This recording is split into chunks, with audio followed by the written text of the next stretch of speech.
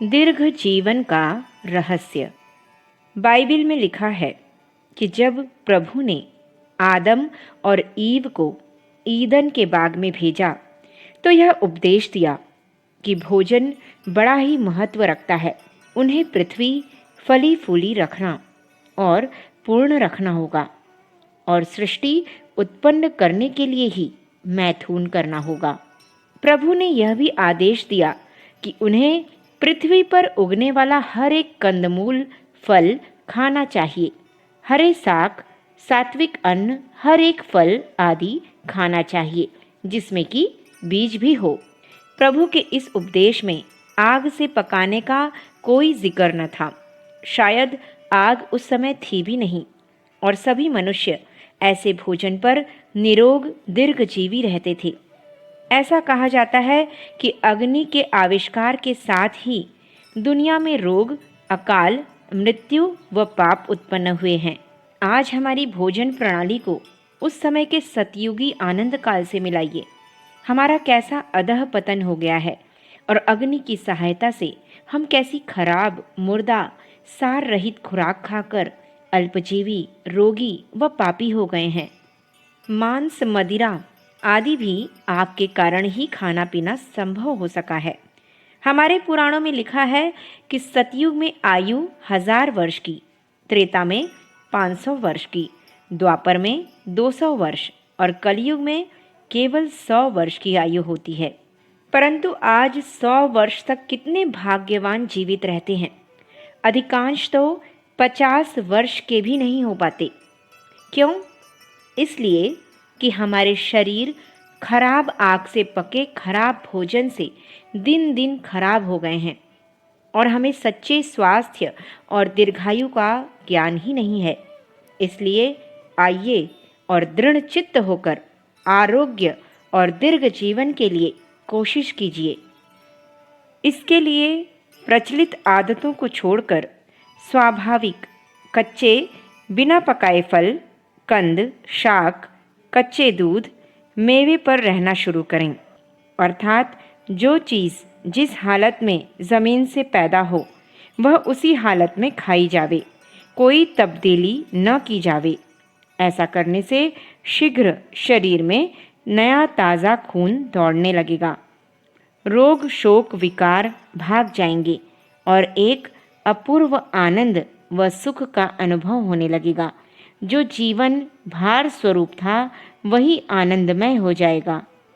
अगर हम संसार में रहते हुए भोजन में कुपथ्य करने से बचे रहें, फलों का सेवन यथाशक्ति करते रहें, भूख प्यास के अनुसार खाना पीना रखें, शुद्ध वायु सेवन व उचित व्यायाम करते रहें, कब्ज दूर करके आंतें साफ रखें, जल व मिट्टी से दूर न रहें, तो आरोग्य हमारी मुट्ठी में रहेगा।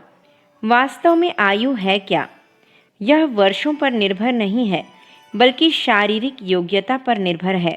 बहुधा देखा जाता है कि एक आदमी जवानी में ही बूढ़ा सरीखा हो जाता है और दूसरा बड़ी आयु वाला होने पर भी जवान सरीखा दिखाई देता है। हजारों लाखों ऋषि, मुनि, योगी, तपस्वी बहुत बड़ी आयु वाले हो चुके हैं। कई तो मृत्यु पर विजय प्राप्त कर चुके थे। सैकड़ों हजारों वर्ष की आयु के प्रमाण हमारे इतिहास और पुराणों में मिलते हैं।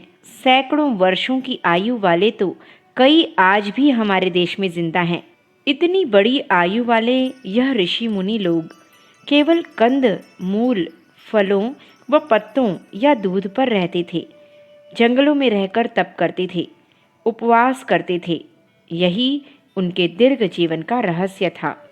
इसके विपरीत शहरों में रहकर नाना प्रकार के पकवान, मिठाइयाँ, नमकीन पदार्थ, रोटी, दाल आदि खाने वाले लोग बहुत कम ऐसे देखे गए हैं जिन्होंने दीर्घ आयु पाई हो। राजा गोपीचंद की माता ने गोपीचंद को उपदेश दिया था कि बेटा, तुम बहुत ही अल्पायु हो। यदि तुम इसी विलासी जीवन, प्रकृति विरुद्ध आहार, ऐश आराम में शहर में रहोगे तो तुम्हारे पिता की भांति शीघ्र मृत्यु तुम्हें घसीट ले जाएगी। इसलिए तुम जंगल में रहो, योग साधना करो, कंद फूल फल खाओ, पृथ्वी पर सो और वस्त्रों का त्याग करो। इन उपायों से तुम मृत्यु को निश्चय ही जीत सकोगे। निदान गोपीचंद ने ऐसा ही किया और मृत्यु पर विजय प्राप्त की। हमने अनेक रोगियों की, उनके खान पान आदि की खूब जांच करके यह पता लगाया है कि वे ही रोगी सदा बीमार बूढ़े सरीखे नजर आए, जिनके शरीर में क्षार व विजातीय द्रव्य अधिक मात्रा में भरे हुए थे। जल्दी बूढ़े होने के यही चिन्ह हैं। नसों का मुपजना, खाल पर झुर्रियाँ पड़ना, बाल सफ़ेद होना, दांत गिर जाना, जोड़ों का कमज़ोर होना, कमर झुकना आदि। और इन चिन्हों वाले शरीर में क्षार की अधिकता पाई जाती है। वास्तव में तो क्षार की अत्यधिक मौजूदगी मुख के द्वारा जानी जा सकती है।